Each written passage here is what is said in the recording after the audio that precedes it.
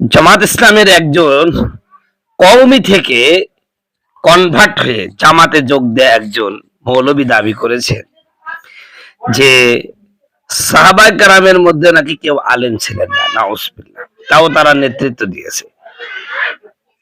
ওনার ভাষাগুলো আমি আপনাদের সামনে উল্লেখ করছি। সাহাবায়ে কেরাম যে আলেম ছিলেন, আলেমের বাপ ছিল, এবং তারা সর্বোচ্চ মাদ্রাসায় পড়েছেন। সরাসরি মুহাম্মদ সাল্লাল্লাহু আলাইহি সাল্লামের আসহাবে সুফফায় তারা পড়াশোনা করেছে। অথচ এই মৌলবী বলছে যে সাহাবায়ে কেরাম আলেমই ছিল না, নাউজুবিল্লাহ। আমি তার কথাগুলো আপনাদেরকে পড়ে পড়ে শোনাই। বর্তমানে দেশের কওমি অঙ্গনের অনেক আলেমরাই জামাতকে ইঙ্গিত করে বলেন ইসলামী সংগঠনের নেতা অবশ্যই আলেম হতে হবে। তারা এখানে আলেম বলতে শুধু মাদ্রাসায় যারা পড়েছেন তাদেরকে বোঝাতে চান, তাও আবার কওমি মাদ্রাসায় পড়তে হবে। আমরা যদি খলিফা হযরত আবু বকর রাদিয়াল্লাহু তাআলার সময় থেকে 4 খলিফা সহ পরবর্তী নেতৃত্ব বাছাই দেখি, তাহলে দেখব নেতা নির্বাচনের ক্ষেত্রে আলাদা আলেম হিসাবে গুরুত্ব দেওয়া হয়নি, নাউজুবিল্লাহ। রাসূল সাল্লাল্লাহু আলাইহি ওয়াসাল্লাম খলিফাগণ বিভিন্ন প্রদেশে গভর্নর হিসেবে পাঠিয়েছেন। আলেম দেখে নাই, বরং দেখেছেন তাকওয়া, আমানতদারি, ন্যায় বিচার, জ্ঞান ও প্রজ্ঞা, ধৈর্য, পরামর্শ গ্রহণের মানসিকতা, নম্রতা সহ বিভিন্ন দিক। আচ্ছা, উনি উনার ভাষায় বলেছে জ্ঞান ও প্রজ্ঞা। তাই আলেম মানে কি ভাই? আলেম মানে তো জ্ঞান ও প্রজ্ঞা। তাহলে তিনি তো আল্লাহ রাসূল তার ভাষাই, এবং তিনি যে লেখা লিখছেন সেখানেও আলেম হওয়া সত্য উল্লেখ করেছেন। আবার বলছেন তিনি আলেম হওয়া সত্য না। খলিফাগণ সহ যারাই নেতৃত্ব দিয়েছেন তারা আলেমদের থেকে পরামর্শ গ্রহণ করতেন। আর আলেম বলতে এখন বোঝানো হয় কওমি মাদ্রাসায় যারা পড়েছেন তাদেরকে। আমাদের সাহাবাগণ ইমানদারগণকে কোন উনি বলছেন আমাদের সাহাবাগণ ইমানদারগণ কে কোন মাদ্রাসায় পড়েছেন, এরকম একটা প্রশ্ন উনি উল্লেখ করেছেন। এরপর বলছেন প্রায় সবাই নিজেকে পড়াশোনা করে ইলম অর্জন করেছেন। সেক্ষেত্রে কোনো আলেমের সহায়তা নিয়েছেন?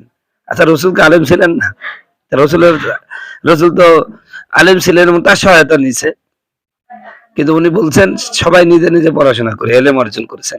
নিজে কার কাছে পড়াশোনা করেছেন? সাহাবায়ে কেরাম একা পড়াশোনা করেছেন? রসুলের কাছে জেনেছেন, রসুলের কাছে পড়াশোনা করেছেন। আজকের দিনেও এসে যদি কোনো ডাক্তার, ইঞ্জিনিয়ার, ব্যবসায়ী নিজে পড়াশোনা করে, কোনো আলেমের সহযোগিতা নিয়ে ইসলাম সম্পর্কে জ্ঞান অর্জন করেন, তাহলে কি তাকে আলেম বলা যাবে না? এই কথা বলছেন। এই বলে তিনি আবার বলছেন আল্লাহ আমাদের বোঝার তৌফিক দান করুন। এবার আমি আমার কথা বক্তব্য দিয়ে শুনেন। নেতৃত্বে আলেম হওয়া জরুরি নয়, এই কথাটা শুনতে ভালো লাগলেও বাস্তবে এটা বিভ্রান্তিকর।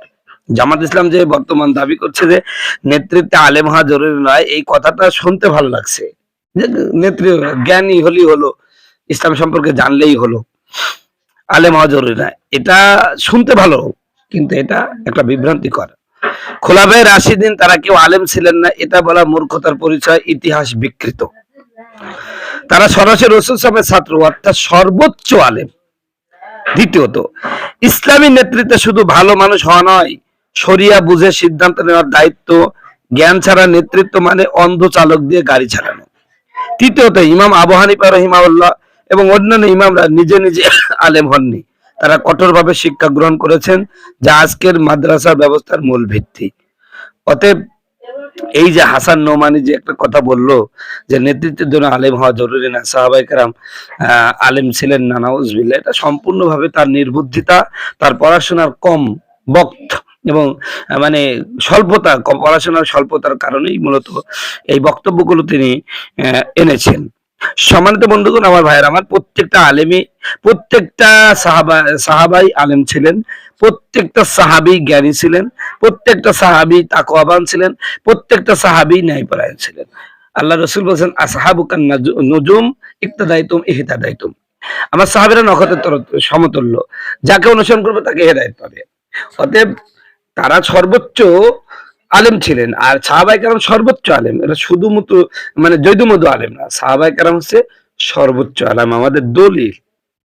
আর এরপরে উনি বলছেন যে মাদ্রাসায় আলেম হতে হলে মাদ্রাসায় কওমি মাদ্রাসা, হ্যাঁ কওমি মাদ্রাসায় পড়তে হবে, কারণ আলিয়ায় যে বর্তমান যে শিক্ষা ব্যবস্থা, ওখানে না হয় এলেম শিক্ষা, না হয় জেনারেল শিক্ষা, এটা হজবরল অবস্থা, ওখানে আলেম হয় না। আমি গতকালকের একটা ভিডিও বলেছিলাম যে আলিয়া মাদ্রাসা স্কুলে পড়া অনেক ভালো, অনেক ভালো। ওখানে কখনোই কখনো এলেম শিক্ষা হয় না। ওখান থেকে পড়াশোনা করার পরে যারা আলেম হয়, তারা আলেম হয় না, তারা খুজা আলেম হয়, মানে হিজরা আলেম। কারণ সবসময় মেয়েদের মধ্যে থেকে যারা পড়াশোনা করেছেন, তারা কিসের আলেম হবে? এদেরকে আলেম বলতেও আমার ঘৃণা লাগে। অতএব উল্টাপাল্টা না বকে যেটা ভুল, ভুল বলতে হবে। আপনারা সংশোধন করার চেষ্টা করেন। এখন জামাতের আমির আছে, উনি আলেম না, ভবিষ্যতে আলেম আনার চেষ্টা করেন। কিন্তু তা তো আনার সম্ভাবনা নাই। পরবর্তীতে আসতেছে হ্যাঁ, আব্দুল্লাহ তাহেরদার দাড়িও নাই। হয়তোবা আমির হলে দাড়িটা লম্বা করতেও পারে। কারণ এদের তো দেখা যায় ম্যাক্সিমাম যে আলেম হয় মানে আমির হওয়ার পর দাড়ি লম্বা হয়। এর আগ পর্যন্ত দাড়ি হয় খোঁটা, খোঁটা। মানে একদম ঝাঁটার খিলের মতন ছোট, ছোট ডাস্টারের মতন আরকি। এই হলো একটা অবস্থা। এইজন্য বলছি ভাই, রাগ না করে যেটা যৌক্তিক আলোচনা এটা সমর্থন দিয়ে আপনারা সংশোধন হওয়ার চেষ্টা করেন।